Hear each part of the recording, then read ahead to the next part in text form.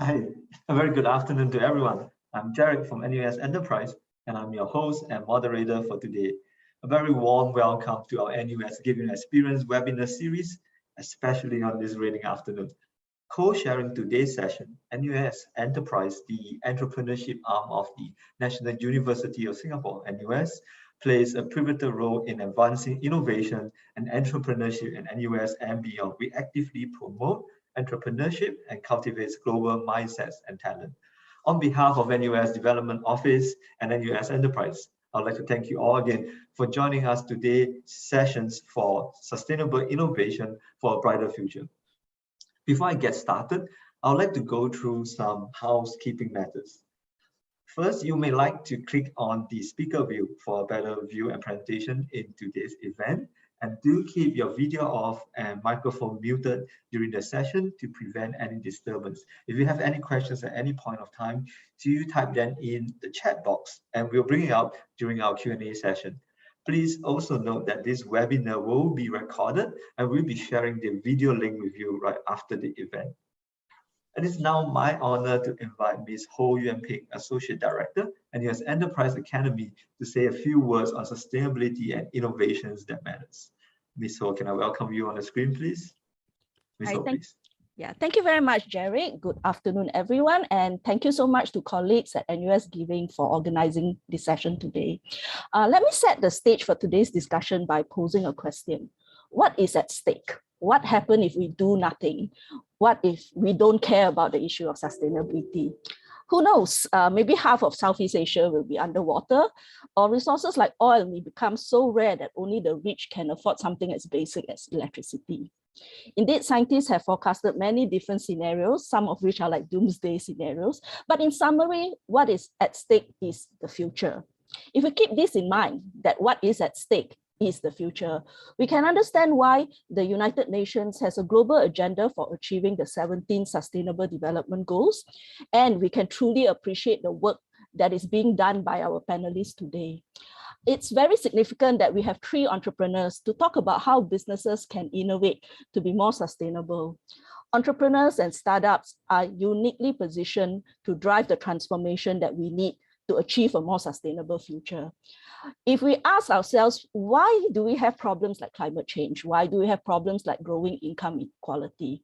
The uncomfortable truth is that a big part of the reason is the way we have been organizing and conducting commerce and economic activities, what we may call business as usual. For a long time, business as usual has meant practices that are potentially harmful to the environment or to workers and employees, or are unfair to disadvantaged communities like the physically handicapped or racial minorities.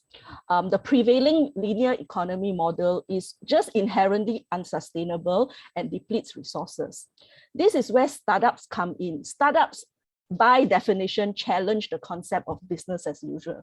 Startups look at problems in different ways. They apply creativity and technological innovation to achieve impact.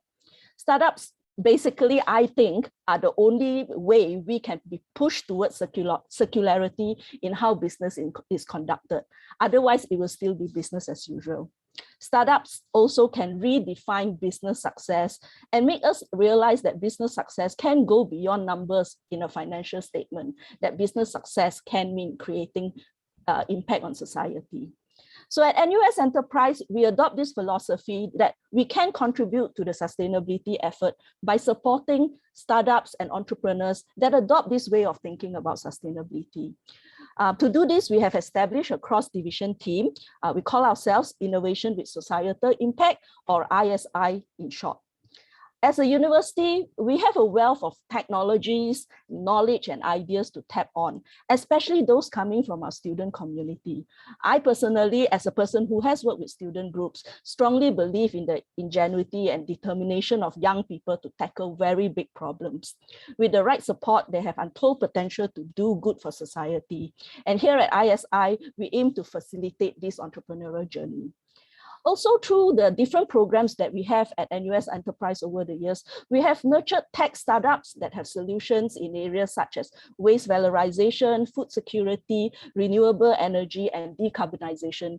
So these are just examples of how technologies that emanate from NUS research can lead to more sustainable futures if supported and provided the avenues to be commercialized. Apart from technological solutions, we also support impact enterprises that benefit socially vulnerable or marginalized groups. So speaking of passionate students and young people, I'd like to close off by speaking about our flagship program at NUS Enterprise, which is the NUS Overseas Colleges Program, or NOC in short.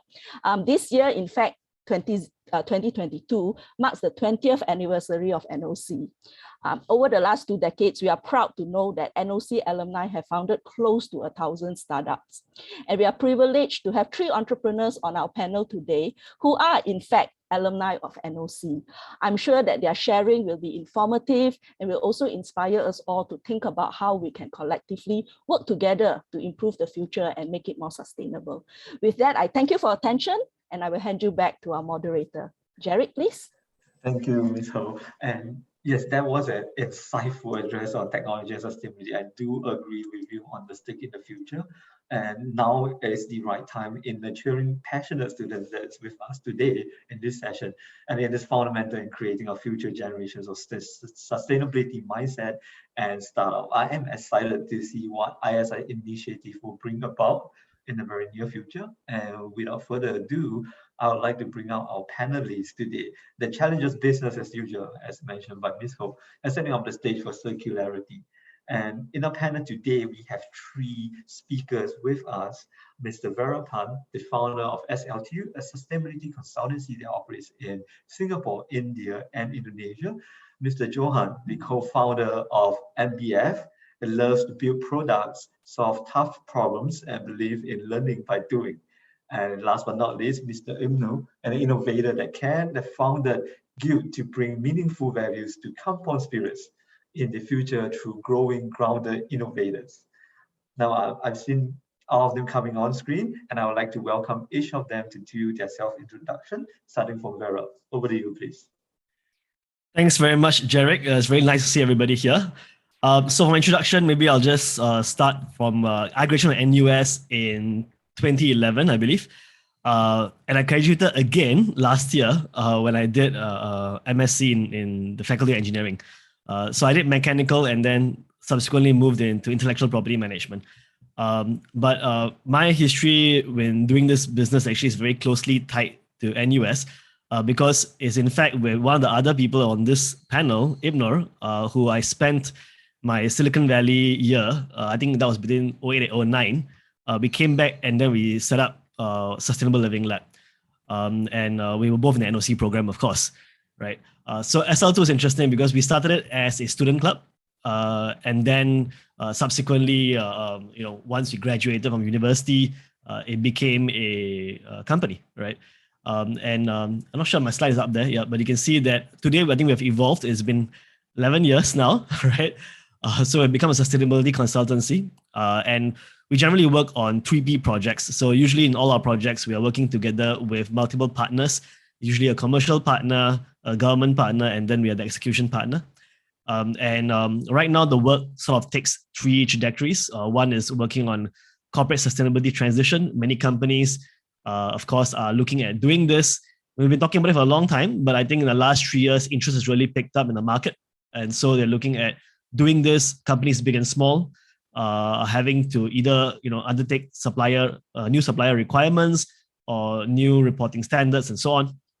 The second one is an element of sustainability. I think it's what we call social sustainability. And this is largely linked to the development of people, the skills development area.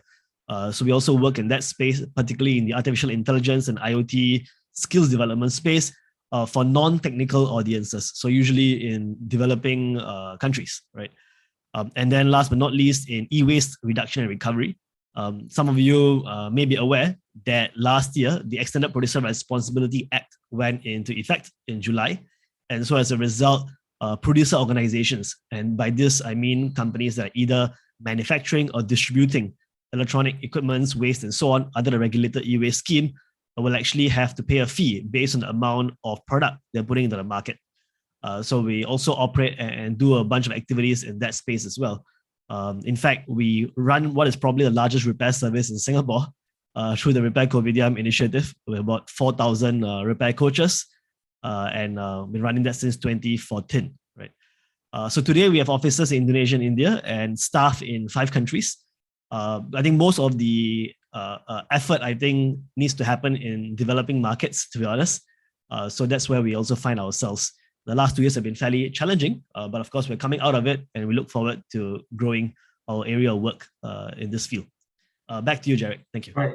Thank you so much, Vera. 11 years in the making. I do appreciate and respect all the tenacity you put into this. I'm sure it's not been an easy journey, and we'll talk about that later on in our dialogue session. I'd like to bring on screen next Johan to tell us a little bit more about MBF and why we set it up.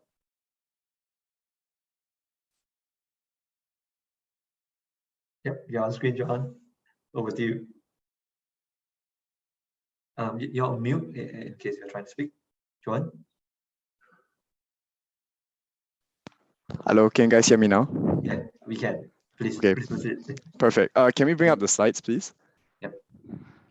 Okay, nice. Okay, great. You guys can see the slides. Okay. Hi everyone. My name is Johan. So I'm the co-founder and CEO of MBF. We're a very simple company that works on sustainable procurement services in a B2B manner. And yeah, I'm just going to share a little bit about my company for you guys today. Yeah, so we are founded entirely. Founded entirely by Yale NUS college students. We've won numerous awards such as the National Youth Entrepreneurship Award, as well as the Global Student Entrepreneurship Award, as well as the DRI Awards, as well as numerous exclusive B2B partnerships, some of which I'll share a bit later. And also been previously incubated into NUS Enterprise and Oxford University's OX1 incubator, and been featured by numerous news agencies as well. Also, just recently won we're very proud to announce, just recently won the SME Award for the Sustainable Business Award Singapore in 2 categories for waste productivity and materials and the UN Sustainable Development Goals. Yeah. So the mission statement of our business is really simple: to empower businesses and organizations to gain access to environmentally beneficial solutions for their everyday sustainability needs. And we really hope to become eventually this one-stop solution to actually sustainable procurement in various ways. So just to share a little bit about the context of our business. So how it really started was that we realized that there are a lot of large corporations due to the SG Green Plan 2030 that are trying to find many ways to reduce their scope 1, 2, and 3 emissions in their sustainability reports. But I think many of them were having lots of difficulties finding innovative solutions. A lot of them were trying to outsource it, trying to encourage their traditional suppliers to go sustainable.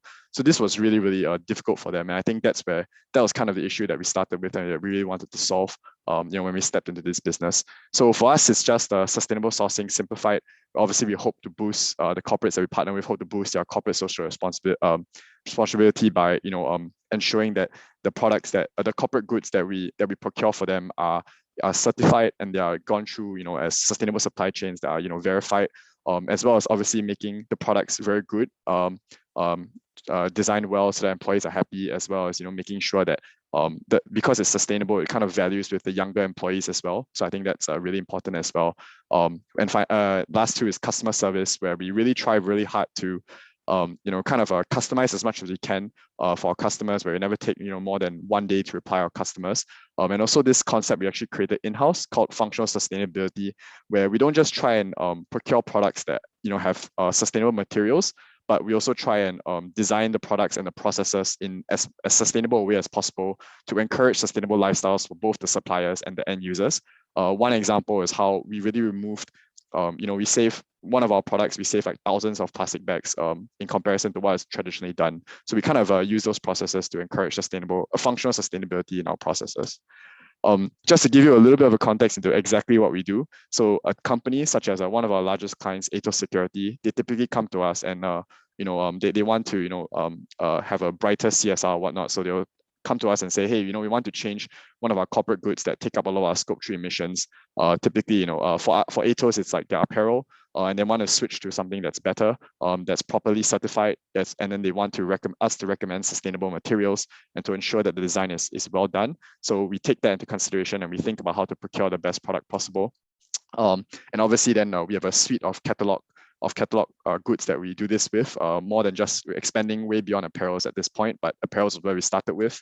And what we've done is, for example, with Atos, we're able to actually make one of our products is the PT kits, where it's made of a special blend of bamboo that's extremely comfortable, lightweight, and odor-free in comparison to what they would previously use with cotton. Some of our other customers, we've been able to transfer their entire suite of laptop bags into using certified recycled polyester, as well as notebooks that that this company gives as well into completely FSC certified paper, as well as things such as branded cutlery sets for them to reduce disposables, as well as branded laptop sleeve bags with also certified recycled polyester. These are some of the certification that we use. It's completely not exhaustive, but just some of them to mention. And also, one of the reasons I think why clients really like us, because that really makes us unique, is we take a lot of pride in the processes and the supply chains that we take to procure every product. So some of the examples are we use a lot of recycled packaging. We minimize packaging as much as possible through green packaging styles, as well as really minimize a lot of plastic bag wastage through bulk packaging in almost everything that we do. Yeah. Some of our other, speaking of circular economy, things that we've are trying out is a piloting where we, really have to use packaging. We try and find ways to incentivize our clients to give it back, maybe by giving discounts or something, we will reuse these packagings in the future. Some other things that we do also is that, we try and take all our products to be carbon neutral. So we donate as much to NGOs as we can, and we are really close to carbon neutrality by, removing as much emissions as we can from the environment.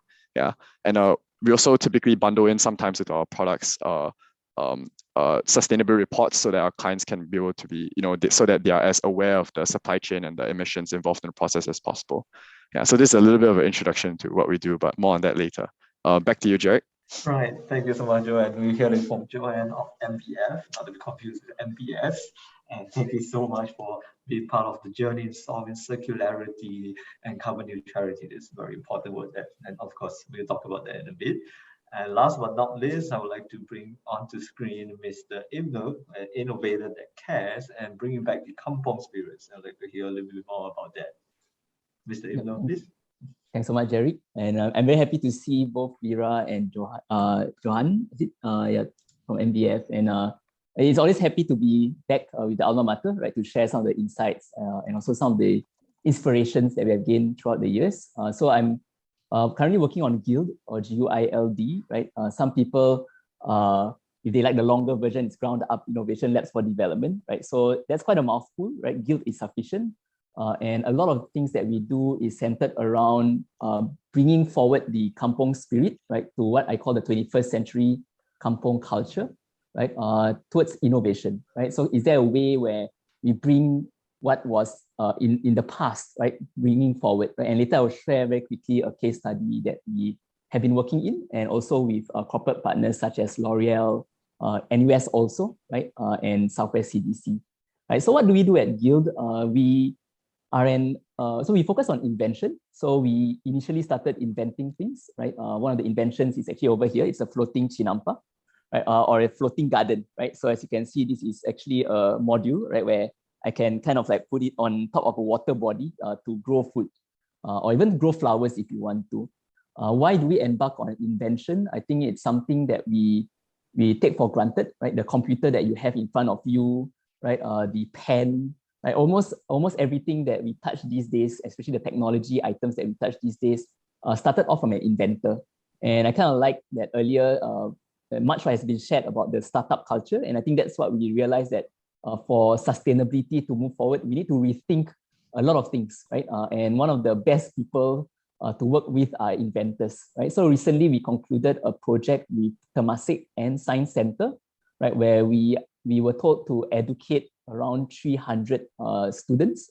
These are primary and secondary school students to invent, right? And this was specifically on food sustainability and food security and food waste, right? And Minister Grace Fu was very impressed. I personally was impressed by some of the inventors, these young inventors who created a system, right? One of the system, it's a modular biogas system made up of discarded plastic bottles. And what amazed us is that it actually worked, right? So basically what they did was they combined compost from vegetables and manure, and they consolidated the gas and they created a flame, right, in front of Minister Grace Fu, right? And interestingly, she shared that the government is indeed looking at building a more scaled up version of it, right? So these are things that we do, right, where we inspire young inventors, right, to think a bit about what kind of innovation, what kind of new product, what kind of new processes, right, needs to be in place such that we live in a more sustainable world. And what do we mean by more sustainable world? I kind of like the Iroquois Native American principle, where we look ahead 7 generations later, right, to ensure that the decisions we make today can ensure the lives, the livelihoods, and the living ecosystem 7 generations later, right? Oops, I think a frog just jumped onto my laptop. Sorry. Yep. So one of the projects that we have been working a lot with corporate partners as well as CSR partners, right, is something called the Floating Gardens Initiative, right? So which is this thing over here, right? So this thing is quite unique. We initially tried to get endorsement from PUB, right? But it was quite unsuccessful because PUB prefer to have our waterways clean and away from any farming practices, right? So we are very blessed to have public people who have private waters, right, to experiment. And I think Science Center is also one of the our partner agencies that allowed us to experiment our floating gardens and floating chinampas, right? So the 2 things that we are looking at for the floating gardens, right? The first thing is that we are beginning to see a huge incidence, right, and occurrences of flooding, right, around the world.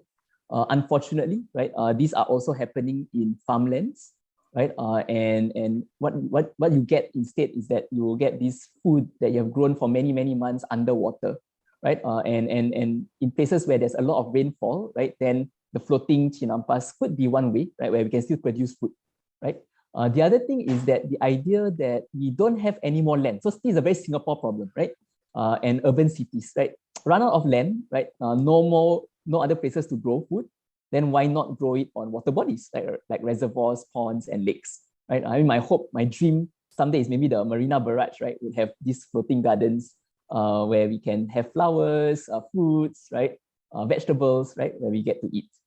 And then the last but not least, it's in humanitarian situations, right, where, for example, a disaster struck a particular area, right? And I was watching one of several videos from Somalia and I think East Sudan, where it's a humanitarian refugee crisis. And I was looking at them struggling with food.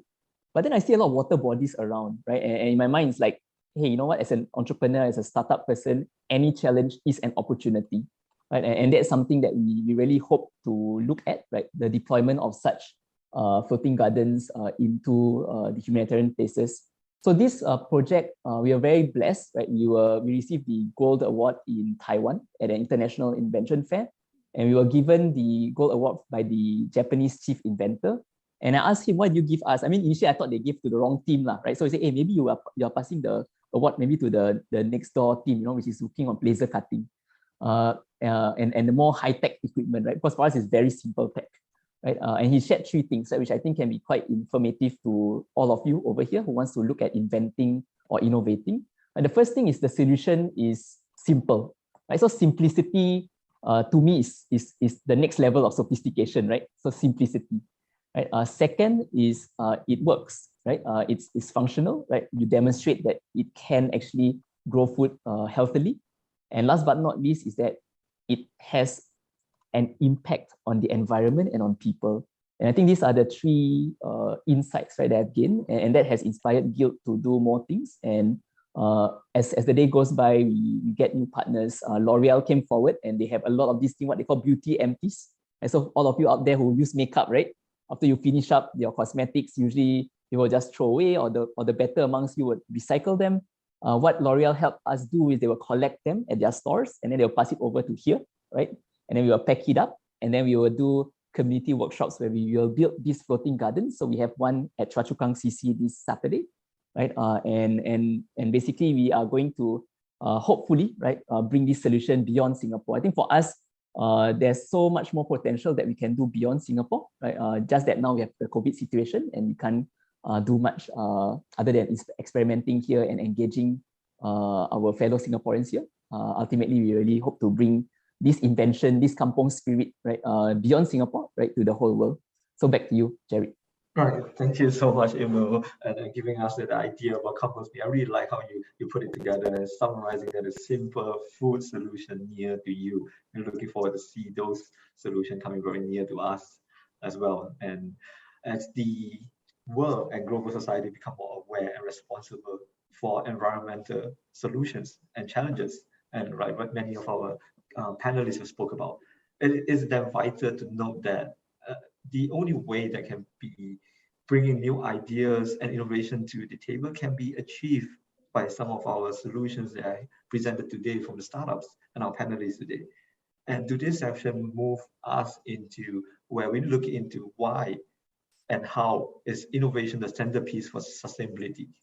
And one of the biggest questions I get asked a lot, and I would like to also get the opinion for all our panelists here, is that is the concept of sustainable innovation something that people understand, or has it become a buzzword because maybe overused, or is in every single place and every single product that you see that you cannot be too sure if it's greenwashing, is it green labeling? And then how would you actually explain it in layman terms? Would you explain it to a 5 years old, for example? I would like to, my opinion on this is that in that concept of sustainable innovations, we kind of have to divide it into two parts. First, in looking into what is called sustainability, right? And what corporates doing around it. And then the innovation or technology comes into play that helps to achieve that. So I would think that the concept of that sustainable innovation has two portions to be addressed. One, by understanding what is involved in the framework of sustainability. And two, the technology that comes into it, right? With that, I also want to hear the opinion from our panelists. And perhaps Vera, would you agree, disagree, or have opinion on what I just said? Sure. I mean, it's funny how it's a buzzword now, right? But I think you might, if Imno remembers the early days, we always had to spend the first 5 slides explaining what sustainability was to all our clients. Right. So I roll my eyes at how things have changed now. Right. So I think generally so it's good that you brought up the definitions, right? And I think one of the big problems in the space is we don't really have a good definition. Right. But that being said, today the corporate world seems to call it ESG. But before that, there was something called a 3 pillars model of sustainability. And when you look at it, you will see it as economic, social, and environmental sustainability, right? And it's these 3 dimensions to sustainability, as they will say, that you need to address. Of course, in Singapore, for the longest time, we had been obsessed with only environmental sustainability to the exclusion of the other 2. I think today they're beginning to see it holistically. And also the other development that's happened is that the single metric around which sustainability is viewed has also converged around carbon emissions, right? So in the past, there wasn't really a metric around it, or rather there were many metrics around it, but I think with some of the narrative starting from Inconvenient Truth, IPCC reports and so on, today, and also all the various reporting standards and all that, you see a convergence over CO2 emissions. And by when I say CO2 emissions, it's not just like CO2, it's everything together, right? So it's greenhouse gas emissions in general, right? And that being the metric upon which you determine whether something is sustainable or not, right? So ultimately, it boils down to that. Then, of course, you run into the issue of, do people fudge numbers, right? And of course, they do, right? So, and that's where you have to start being careful, right? But yeah, I mean, so the way I'll put it, at least, is that sustainability has 3 dimensions to it, and carbon emissions seems to be the way in which we tell something is more sustainable than the other, right? So by that definition, sustainable innovation, to me at least, means that innovation that helps you reduce emissions from a net perspective, or do you end up increasing it, right? Of course, the question also is where you draw a system boundary, right? But I don't want to get too technical about this, but I will leave my discussion to that.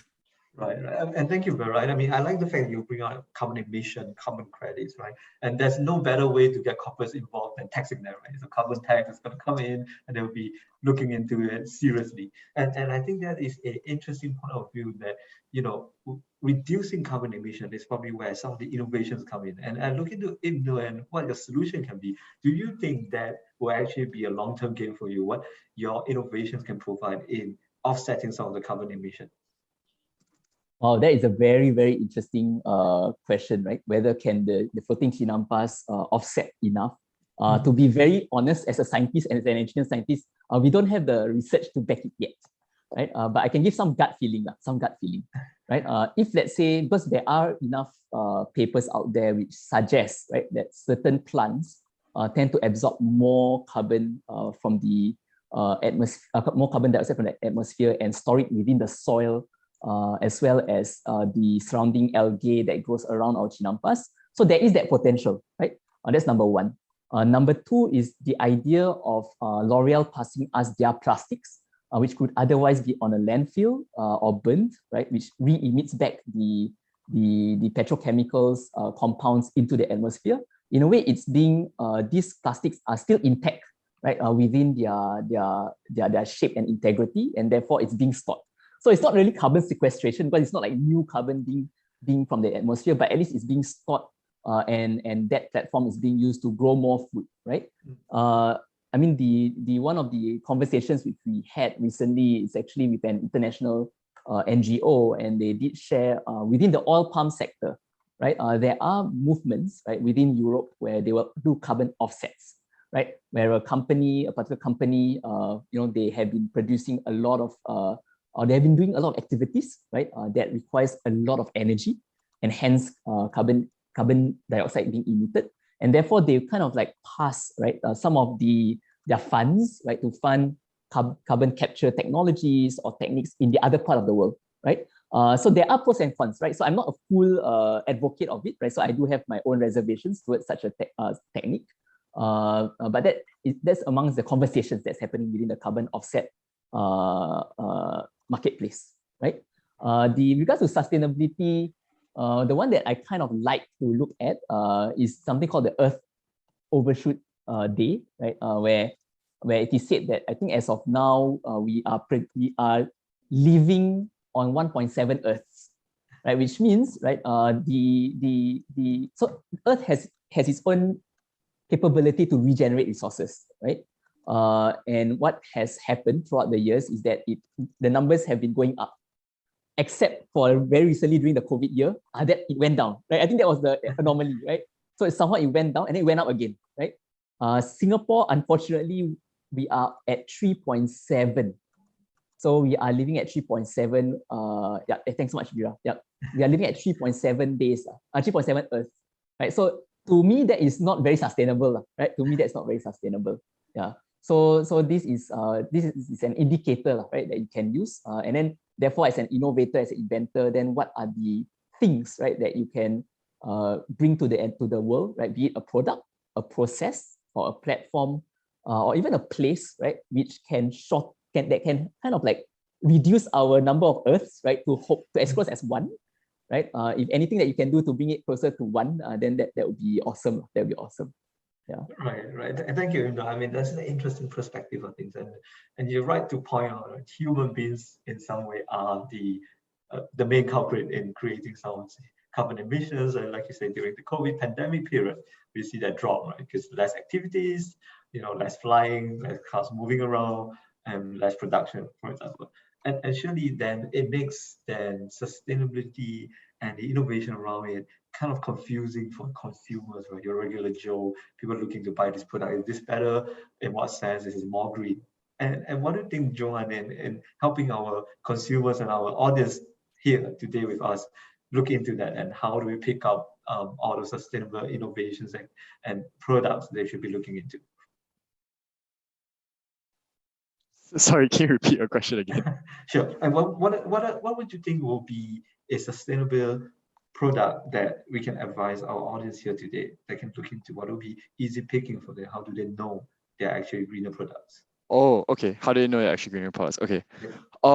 So I think also as has been shared before, there's a range. There's a range on what constitutes as a sustainable product, and I think this does go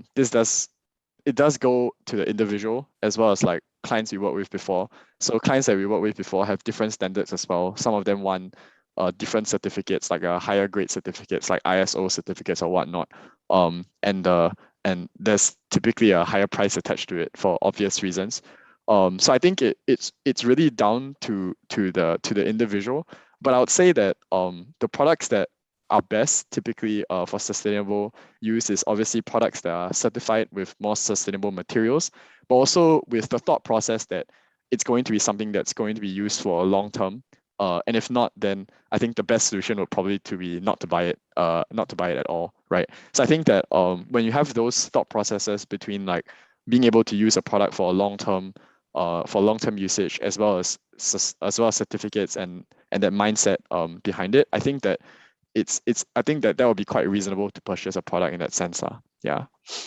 Right. Absolutely right about it. And I think for our audiences today, you said it right, that are we looking to buy a product that will last us a longer term? So in some sense, we don't have to buy more, right? And that would definitely help in that aspect of whether this be a greener product. And this kind of fall back into the kind of work that we do with a lot of corporates and organizations, even here in the NUS Enterprise, that every organization type from MNCs, LLE to SMEs are trying to implement some kind of sustainability innovations. One might argue that they are trying to look into the future where they may get tax for carbon or the carbon tax is coming in. But then the question around it, or the interesting part about it, is that for them to move that piece in sustainability in the future, and if there are sufficient resources available right now to help them get started on this. And for that, I would like to maybe ask the opinion of Ibu. What do you think? Are there enough resources for our organization here today in Singapore to get started on this? For me, resource has never been an issue. I think resources is always there, out there. It's about trying to get the correct motivations to unlock those resources. I think that's number one, right? There are talents out there, right? And whether the talents want to work on a particular initiative that you have is something to unlock. So it's also a human thing, right? There are talents. There's internet out there with resources. Quite a number are open source technologies that you can also use to do automation, digitization. So it's a question of resourcefulness, right? And I would say SMEs or corporations and organizations that are working towards being more resourceful, and I would even say frugal in what they are doing may actually emerge, I would say, more resilient, right, in the future. So that's one perspective that I can take. The other perspective is that there are a lot in what Guild is doing is in the education and the learning development space, right? And therefore, this is about capacity building, right? For those who don't have the resources or don't have the knowledge yet, right? Then we work with them to get linked up, right, to the resources, and either that or we train them up in the skills or the knowledge or even the attitudes that is required so that we can build collectively a more sustainable future. That's kind of a bit of like kampong spiritness in trying to do these kind of things. Yeah, I think even within this room alone, right, 56 persons with 56, ranges of resources, right, put together, I'm pretty sure we can come up with something big. Yeah. So it's or maybe not to be so big, just something small first.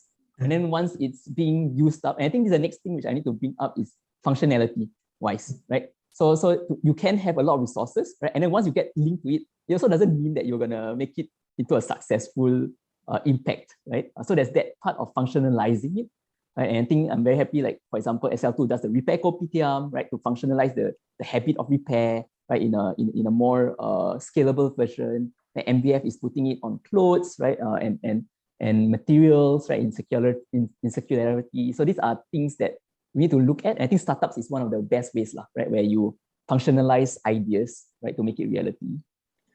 Right, absolutely. And I really love that phrase that you've been throwing out, that the kampung spirit for sustainability and the growth, because a lot of where we are and where we are here, we are very early adopters in trying in this sustainability journey, right? And in this sustainability innovation journey, especially.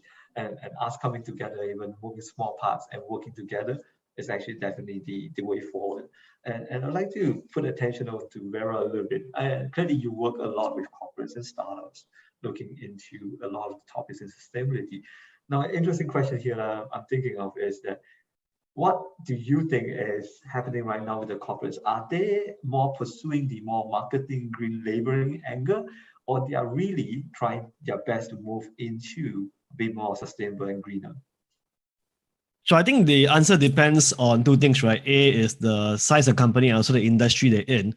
So if they are a larger company, generally is more compliance driven, and depending on the industry they're in, let's say they are natural resource industry and so on, the spotlight is on them for sure, right? And if they are a smaller company, generally any shift towards sustainability is driven from a growth perspective, right? And again, it depends whether they are B2B or B2C. If they are B2B, it depends on whether they are the suppliers to other companies which have changing supplier requirements. So interestingly, I'm attending a session next week where the German government has basically put some new regulations in place for German companies who are essentially, sourcing for suppliers, right? And I think things like that, if you are the SME supplier to them, then of course you'll have to adhere to those things, and so you embark in such efforts for that reason. From a B2C standpoint, I think, of course, I don't know much about this B2C space, to be honest, because when we started the business, we tried doing B2C, but the market wasn't developed enough or sufficiently to make that viable. I think it may have changed because today we see a lot of consumer brands, B2C marketplaces that exist. So obviously something works. Maybe we weren't smart enough to do it back then. But I think the reasons why consumers buy is quite varied. Generally speaking, most so-called sustainable products are more expensive. So hard to tell whether it's a marketing thing or whether indeed, right, the production value and the cost structure is different. For organic products, for sure, cost structure is different because your yields are lower. Also, your wastage is higher because of insects and so on, right? So you have the issue. But yeah, I mean, B2C, I'm unable to comment too much on it. But from a B2B standpoint, those are some of the things that at least we see in working with companies. Right. Following on your point on the German conference or the session you'll be attending, right? I think that's a very valid point. I've attended sessions on the Scandinavian side, right, where their consumers are natively conscious when they pick out a product, where is the product sourced from, right? And where how the company saying that they are getting these sources from the raw materials maybe. And it's kind of in their culture to do that, and which is something that I guess a lot of us here in this panel is saying there's a lot about education, educating the youth, educating the consumers, educating the corporates to get us there. And again, startups. Jerry, I want to jump in and say that culture can be developed. I mean, we don't have to we don't have to take it as that's the way it is, right? A lot of what we consider Singapore culture is artificial construct, if you think about it. Yes. Culture can be created, right? So I think Ibn will attest to that. That's what they're trying to do, right? Yeah. And I think that's a good point, right? So education is one way, but I think as a designer, right? There's also the idea of user experience, and I think something which I can give to the Scandinavians is that their sustainable products are also well designed. I think this is something that we need to acknowledge, right? I think the design part, right, is something that people must feel that they are getting, that they feel very shocked, right, using the product, and therefore they want to use it more than another non-sustainable product, right? I think it's something that need to think about a bit harder, yeah. Yeah, you're absolutely right. That's a very interesting point there. You're saying, so I guess in the consumer standpoint for all of us as well, if you're holding that product and it looks nice, it looks pretty, they're like designer made, you'll be proud to say that. And you say, hey, on top of just looking great, it is also sustainable. Something you'll be proud to bring around on, right? And that word of mouth marketing goes around as well, which is a great point. Uh, and we do have one question coming for Joanne is that, I'm just reading this out. Do you, in carrying out your business, find out that the current available sustainable certification standards are messy or insufficient? And what are your thoughts about the use of standards to pack goods and services as sustainable or simply a PR move? Is this common? Do you see your clients making an honest effort? I think this is kind of, I'll just summarize that a little bit. I think what the question is about for Joanne is that, do you actually generally find business is sincere in carrying out the sustainable efforts in pursuing certification, or is a little bit more on the PR move?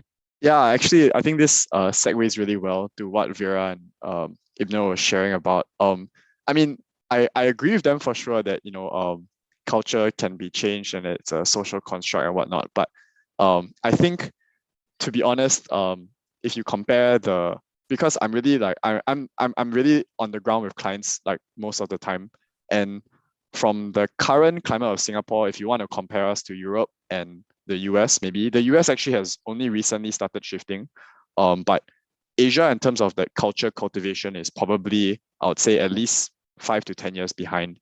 The reason being, currently when I speak to clients, I think that you are absolutely right. For Asian clients, they view sustainability as a cost center, while Europeans view it as a necessity. So that's the difference, right? For Europeans, they don't think of it as a cost center. They think of it as a part of the product. So when they think of the product, it's a value proposition that is attached to the product. But for the Asian mindset currently, it's a nice to have, but not a must have, right? So that's a really, really different mindset that obviously we hope will change. So I'll say that for the majority of our clients that we work with, they do tend to be multinational corporations for obvious reasons, because they have that European presence typically, and it's a must-have for them, right? But when I've worked with more tried to work with more Asian companies or more Southeast Asian-based companies, it is very, very, very difficult to work with them. So, and if we do work with them, I do think that it is more of a PR move for now. But I think that it's also not fair to say that, because I think there are some individuals in the organization that really care about it, but management as a whole, I think, care about more other things rather than sustainability. So I'd say that there are some individuals that care about it, but not all. In terms of the question, so there are a lot of questions in there. I'm trying to remember. I think there was another question about certification. Yes. That's a really, really great question. And I would say that Europe really has that figured out, I guess, the best in the world. Southeast Asia has zero standards and whatnot. I think Singapore, we are really, it's great to be here. We are pretty much the forefront of trying to make standards. So if you guys are aware of kind of the SG Green Plan and some really like specific nuances that are not talked about, but it's really big in our field, obviously. There's things called, I think, the Recycled Packaging Act or something like that, where the government is trying to implement the 3 Rs in packaging. And currently right now, what the government is doing is that they're gathering data. So most companies, if you are a company that has more of a revenue of 1 million and you hit certain criteria, you actually have to report the packaging that you're doing or that you're using and things like that to the government. And I think right now they're trying to collate data so that they can better come up with standards for the future. So I do think these are things that they need to do. And then this will roll out, but it will take time, right? So we are definitely still at that stage, but Singapore is also light years away ahead in terms of all the other Southeast Asian countries. So that's why I say that as a whole, we're really, really behind, but I think Singapore is really at the forefront of that. Yeah. I mean, it's a great explanation there, Joanne, and I think that makes a lot of sense. And I think a lot of us here can see that shift here in Singapore, and we are fortunate we are in this hub where we're trying to implement that, at least in the Southeast Asia perspective, right? I would like to shift our conversation a little bit more into the innovation entrepreneur side of things, because I believe we have a mixed crowd here. Some of them are a little bit levitated towards sustainability, some of them more on the sustainability and innovations. So I'd like us to move that portion into our conversation into that portion instead. So looking at you, Vero, and I always wonder, right? You've been in this, you say, 11 years now. And was that the original idea for what sustainable living lab is in the beginning? And if not, how has that evolved over time? You should ask Ibno the original idea. We'd love to hear it. Original idea was basically to be innovation house, right? In fact, very similar to what Gil currently does, I would say, right? Very similar. However, at that point in time, the situation was such that we had 0 customers, 0 credibility, and we're in the wrong country. So you had to be where the market was, right? And we weren't. And the market was in Indonesia, and we weren't there, right? So I would say that timing was not on our side. And then we actually went into B2C corporate gift products, very much like Johan is going into, right? Oh, wow. So we did that. We did that for about 2-3 years. Again, corporate gifts, you're dealing with marketing and CSR departments. So generally, at least back then, maybe even now, it's a lot of greenwashing, right? In general, right? And motivations are a little bit suspect. And then, of course, we transited and said, okay, you know what? Maybe we can't do the innovation ourselves. Maybe we can, help people structure that instead, right? And so we got into innovation programs. We got into developing maker spaces. We were relatively successful doing those. I mean, at one point in time, half of all hackathons in Singapore were done by us. And of course, we tried to inject, ideas around sustainability and so on into all the different events that we did. And then from there, I mean, the challenge with a hackathon style innovation approach is that there's no longevity to it, right? So we started basically from there, we used the opportunity to shift into longer frame innovation projects with clients. And I think our nature of innovation also changed, right? It was less about creating new products, new technology, more about figuring out how we're going to implement stuff. How do we adjust business models? So for example, we worked with a very large packaging company, the largest in Japan, in fact, to change their single-use packaging provider, right? And Japan is very famous for packaging, right? So we worked with them to try and change their packaging business model. So we started and piloted with them a sort of reusable packaging model, right? Together with cleaning services, collection services, and so on.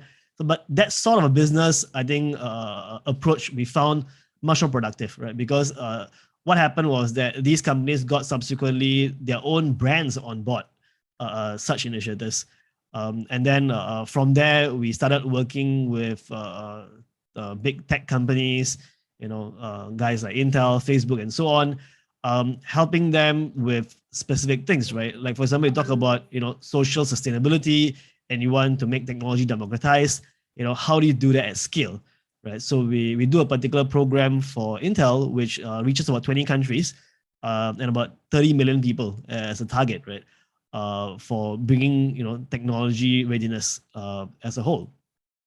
So I would say we sort of moved our innovation into innovating systems rather than innovating products, right? Because what you ultimately need is systems change. And that's going to, if you want to change a system of current way of doing things, as someone once told me, right, you first have to supplement it, then you supplant it, right? And so you need to build an alternative system to supplement and then slowly, offer a better way of doing things. And then, wean them off the previous, less sustainable, destructive way of doing things. Right. You know what, Vera, that was an amazing highlight of your journey so far in 11 years, snippet of it. And it gives the idea and it gives the our audience here a reality on if you were to become an entrepreneur, right, in this journey, like what you rightfully started off with and what you are today, there is a huge change in what a business model can look like, and you continue in this journey. And for many of our audience here, they've been an entrepreneur. This is probably the exciting part of it. It can be challenging. I'm sure it's also very exciting as well. And there's actually a question that directed to Imnum on that. On what are your plans to actually growing your business, right? And what are some of the goals and impact that you have set out and try to achieve, and how far along you feel you're on it? That's a good question, right? So yeah, I just had a meeting with the team earlier today, right, on that. I think where we are at, I would say 1%, right, of where we could be. Why, right? So I mean, one of the aspirations that we have as our vision is that everyone a giver, everyone a builder. So basically, everyone to build something, right? And I think we may be less than 1%, right, of that, right? Because we have like a 7 billion population, right? So I think for us, it's aspirational to a core belief for us is that hands-onness, right? Can't think of a better word. People getting hands-on, getting their hands dirty in sustainability work is something that we trump or that we want those who engage in our ecosystem to have, including our L'Oreal partners. Right? So our L'Oreal partners, they will literally come down to over here and pack the bottles, get dirty with the soil, right? And they enjoy it, right? They enjoy it, right? And I think that's this part of where we want the world to be, right? To really be with nature, right? To really understand what's happening on the ground, right? And then develop solutions. It could be a systems change, like what Vera mentioned. It could be a product innovation or iteration, right? It's really when you get yourself dirty into the problem, then that's where the ideas will come. Yeah, I think that's one perspective. With regards on how we grow our business, we see three tracks that we have worked on that seems to be pretty successful, right? So the first one is the learning consultation, learning as a learning consultant to agencies, right? Be it science center, other educational institutions such as polytechnics, right? So Ngee Poly is one of them, right? So we work very closely with them to curate and design and craft curriculum, and then if necessary, we will deliver them. Otherwise, we will train their educators to do so. So that's the learning consultation or learning consultancy track. The other one is on product innovation. So one of it is the floating chinampas over here, right? So initially we thought that it's something, I mean, when we do something, we don't really do the calculations, right, behind whether will something be sustainable financially, right? For us, is because we are kind of an innovation house, so we have a lot of experimentation, right? And that requires money also, right? So that's where the grants from NUS comes in, right? The grants from L'Oreal, Southwest CDC come in, right, to finance the initial part. And as we start to build our prototypes, that's when the ideation for different financial strategies come in. So it could be on one path where technically we are providing a new piece of farmland, technically. Just that now it's for floating farmland, right? So that could be one business model, right, that we are looking at, right? Then maybe we rent a piece of land, right, for people to grow food, for example, right? The other one is if it's a humanitarian thing, then it'll be a humanitarian deployment in exchange. So they pass us funds, we pass them the technology, and then they deploy the floating chinampas accordingly, right? And then the third track would be something that is that we have not really like thought through deep enough, but it's something that we kind of discovered during the COVID period, is that that people still want to learn stuff, right, remotely, right? So we are considering, right, conducting classes via Zoom, right, to hard to reach places, Yeah. So for example, we did one with low income families during COVID time, where we teach them virtual reality. Yeah. So this is something to think about more on the social sustainability side, right? To kind of like close the gap between the rich and poor, what I call the enrichment gap, right? So basically I mean, we are very blessed, right, to have a lot of to be privileged to be in a university, right, to learn a lot of cool stuff, right? But there are segments in our society which don't have that privilege, right? And it's best to kind of close that gap when they are still early, right, in their age, in the primary or even secondary school, right? And then we have partners who sometimes will go up to us and say, hey, we have a group of, in this case, one of the case was Malay students, right, struggling with mathematics, not very engaged, right, at school, right? Can you design something so that they feel interested, right? So I did two things, right? One is coding, right? So they did coding, and then they program certain things on microbit, right? And then they see that robots work. That's one. Then the other two is I use geometric art, right? So then they realize, hey, you know what? That mathematical set that they have right, can actually do art and design, right? So these are things that is very bespoke, right? So the third business model is very bespoke. People come to us and say, you know what, can you explore, we are facing this problem, this challenge, can we explore collaboration? So this is something that we are, that's actually our third business model. So people have paid us, just that we have not figured out the more scalable method for that. Yeah. Right. So that's amazing. 1% into your business model and all this, but I said 100% commitment in everything you do. So that's absolutely amazing there.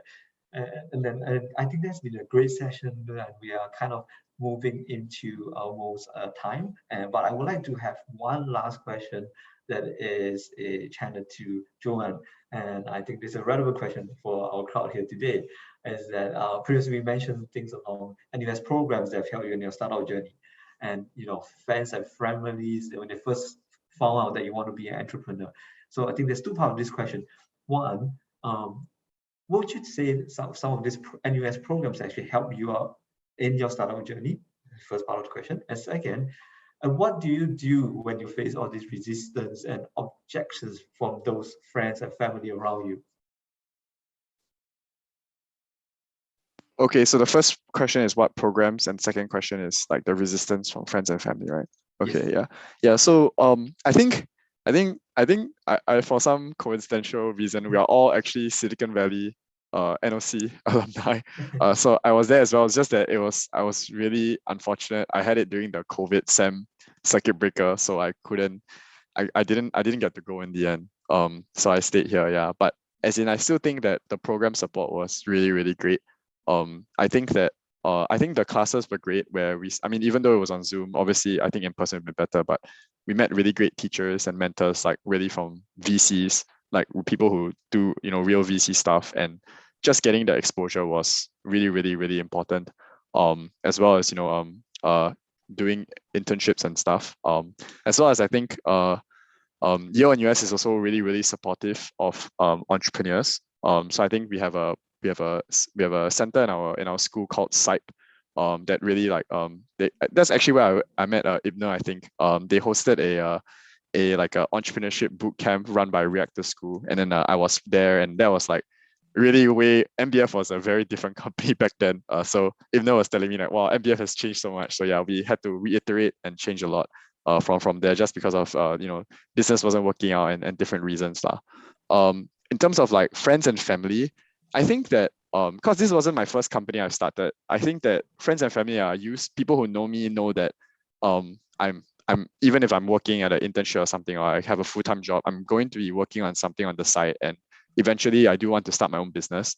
So that's like, I think for them it's like maybe there was a bit of resistance like way back then, but now like they don't really care, because it's just like a part of something I really like to do. And like for me, I don't really look at it as work. I really, really enjoy like sitting down with clients, like working through problems with them, even if it takes a really long time. To me, it's something very, very enjoyable, and working through real problems. And I would say that I think people who give resistance, I would actually I take it very encouragingly, and I would say that if you're passionate about sustainability, go build something for yourself, and really and I hope it really works out, because I really think that if you can do it better than me, that's great.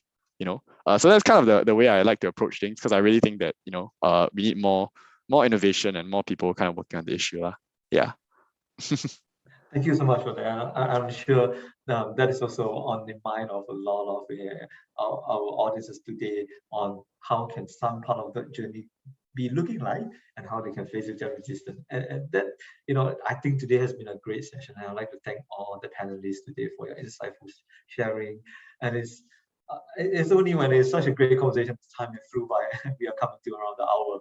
And I think we had a lot of great portion on sustainability, innovations, and it's definitely been my pleasure sharing the same panel with all of you today. And I hope that our audiences are all moved and inspired by all the beliefs, the innovation and resistance that is shown here by the panelists. I'm wrapping up this portion, unfortunately, for now, and I would like to take the time to talk about the entrepreneurship program in NUS Enterprise, which is about empowering students with entrepreneurship exposure, as you heard from the panelists, and experience in various industry, and helping them become the change maker of the future. And of course, providing the resources and support that they need to create their own startup. On the other hand, NUS has also been working hard on supporting sustainability and creating innovations for society impact. You heard it from Ms. Hovia Ping on the ISI initiative, and we are very certain that we'll come back and highlight a bit more of those initiatives and programs very soon. If you have any questions that we didn't manage to answer, please contact us at the address that will be shown later on, right? And we also show you the link to the webinar recording after the event. Your feedback is actually important to us.